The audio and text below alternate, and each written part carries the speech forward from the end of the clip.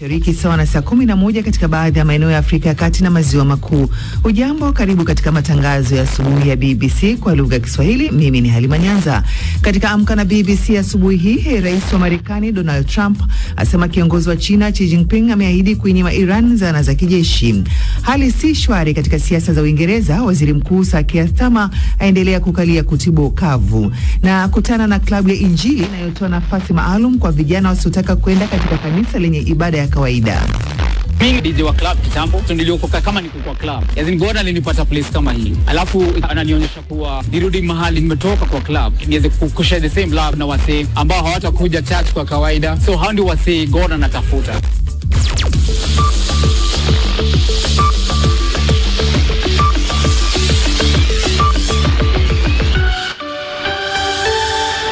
Kwanza ni muktasari wa habari za ulimwengu na Isabella Magodi, karibu. Shukran sana Halima Nyanza. Viongozi wa mataifa mawili yenye uchumi mkubwa zaidi duniani wanatarajiwa kukutana tena hivi punde, huku Donald Trump akihitimisha ziara yake nchini China. Atapata chakula cha mchana na Rais Xi Jinping jijini Beijing kabla kurejea nchini Marekani. Hata hivyo, maswali bado yameibuka kuhusu nini hasa viongozi hao wawili walichokijadili wakati wa mazungumzo yao ya saa 2 siku ya Alhamisi. Rais Trump ameambia runinga ya Fox News kuwa China imekubali kununua mafuta kutoka Marekani na kuzuia usambazaji wa zana za kijeshi kwa nchi ya Iran. Kwa upande mwingine, vyombo vya habari vya China vimesema kuwa Rais Xi alionya kuwa swala la Taiwan linaweza kuyapeleka mataifa ya Marekani na China katika mgogoro. Wakati Donald Trump akielekea katika siku yake ya mwisho ya ziara nchini China, pande hizo mbili zinatoa maelezo yanayotofautiana kuhusu mafanikio ya ziara hiyo kufikia sasa. Baada ya mapokezi makubwa na mazungumzo na Rais Xi Jinping, vyombo vya habari vya serikali nchini China vimesema kuwa Rais Xi ameonya tu kuhusu swala la Taiwan. Mamlaka ya udhibiti wa nishati na petroli EPRA nchini Kenya imetangaza nyongeza kubwa ya bei ya mafuta.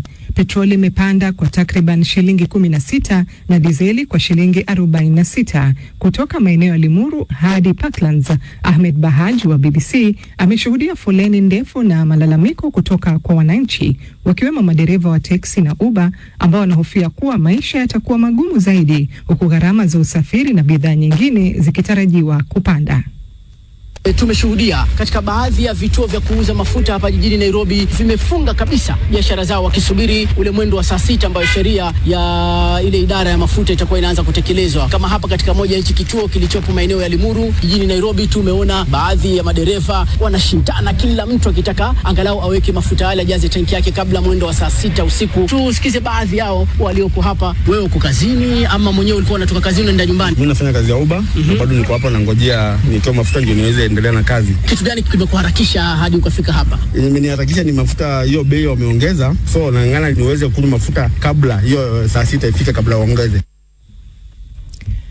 Mpinzani mkuu anayetazamiwa kuchukua nafasi ya waziri mkuu wa Uingereza Keir Starmer amethibitisha nia yake kurejea bungeni. Andy Burnham ambaye ni meya wa jiji la Great Manchester kaskazini mwa Uingereza anachukuliwa kuwa mpinzani mwenye nguvu zaidi dhidi ya Sir Keir ndani ya chama cha Labour. Hata hivyo, kisheria anapaswa kuwa mbunge ili aweze kugombea nafasi ya uongozi wa chama hicho. Tayari mbunge mmoja wa Labour ametangaza kujiuzulu ili kumpisha bwana Burnham kugombea kiti katika jimbo lake. Hatua hii imekuja mara baada ya mshindi mwingine Wes Streeting kujiuzulu wadhifa wake kama katibu wa afya, akisema kuwa amepoteza imani na uongozi wa Sir Keir. Chama cha Labour kinapitia katika kipindi kigumu kufuatia matokeo mabaya ya uchaguzi wa serikali za mitaa yaliyofanyika wiki iliyopita. Na maafisa wa Marekani wameelezea mazungumzo ya moja kwa moja yaliyofanyika Alhamisi kati ya wajumbe kutoka Israel na Lebanon kuwa yamejaa matumaini na yenye tija kubwa. Mazungumzo hayo yanafanyika jijini Washington yanatarajiwa kuendelea tena leo Ijumaa. Mkutano huu muhimu unafanyika zikiwa zimebakia siku chache tu kabla ya kumalizika kwa muda wa makubaliano ya kusitisha mapigano nchini Lebanon, ambapo jeshi la Israel limekuwa likikabiliana na kundi la Hezbollah. Hezbollah. Hata hivyo, kundi hilo la Hezbollah linaloungwa mkono na Iran halishiriki katika mazungumzo hayo na tayari limeupinga mchakato huo mzima. Katika kipindi chote cha usitishaji vita, Israel imeendelea kufanya mashambulizi ya kila siku ambayo yamesababisha vifo vya mamia ya watu. Wakati huo kundi la Hezbollah nalo limeendelea kurusha makombora kuelekea ndani ya ardhi ya Israel. Hii ni BBC.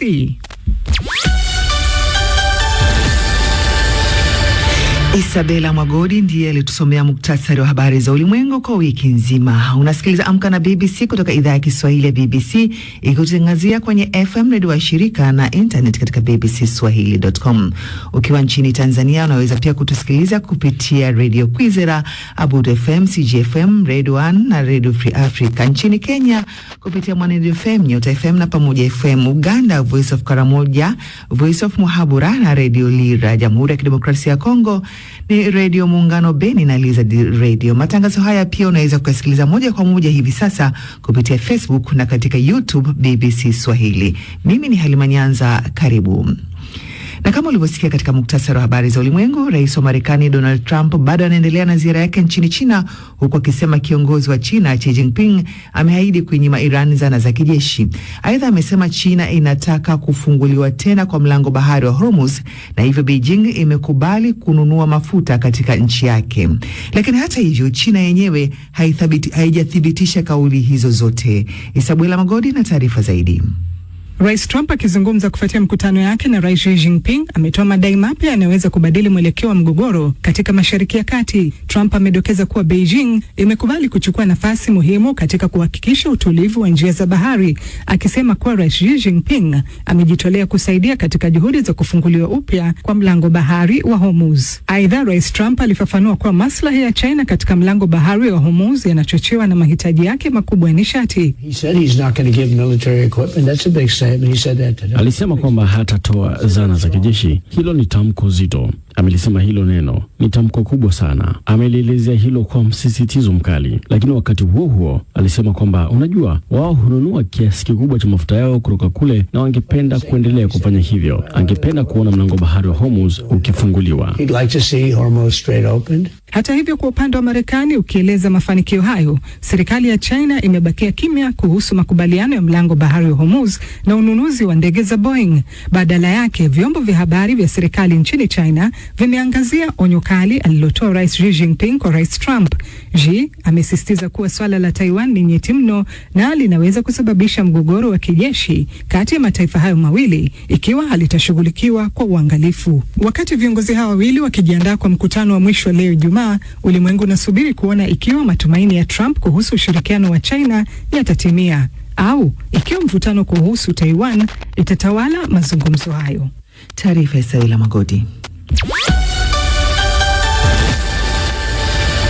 Mpinzani mkuu anayetazamiwa kuchukua nafasi ya waziri mkuu wa Uingereza Sir Keir Starmer amethibitisha kuwa atajaribu kuingia tena bungeni. Andy Burnham, meya wa Greater Manchester kaskazini mwa Uingereza, anaonekana kuwa mpinzani mkubwa katika chama cha Labour kwa Sir Keir, lakini lazima awe mbunge ili kugombea nafasi hiyo. Mbunge wa chama cha Labour anajiuzulu ili kumruhusu Burnham kugombea uchaguzi katika eneo bunge lake. Tangazo hilo lilikuja baada ya mgombea mwingine Wes Streeting kujiuzulu kama waziri wa afya, akisema amepoteza imani na uongozi wa Sir Keir. Chama cha Labour kilikumbwa na matokeo mabaya ya uchaguzi wa ndani wiki iliyopita. Waziri wa fedha wa Uingereza Rachel Reeves amesema mchuano huo wa uongozi utazua ukuaji wa uchumi nchini humo. The economy is growing strongly. Uchumi unakuwa kwa kasi, na kwa sababu ya ukuaji huo tutaweza kufanya zaidi kuwekeza katika huduma zetu za umma na kusaidia familia na biashara kwa gharama ya maisha. Lakini hilo linawezekana tu kwa sababu ya uthabiti wa kiuchumi ambao tumerudisha katika uchumi wetu, na hatupaswi kuweka hilo hatarini kwa kutumbukiza nchi katika machafuko. Mapema siku ya Alhamisi, naibu waziri mkuu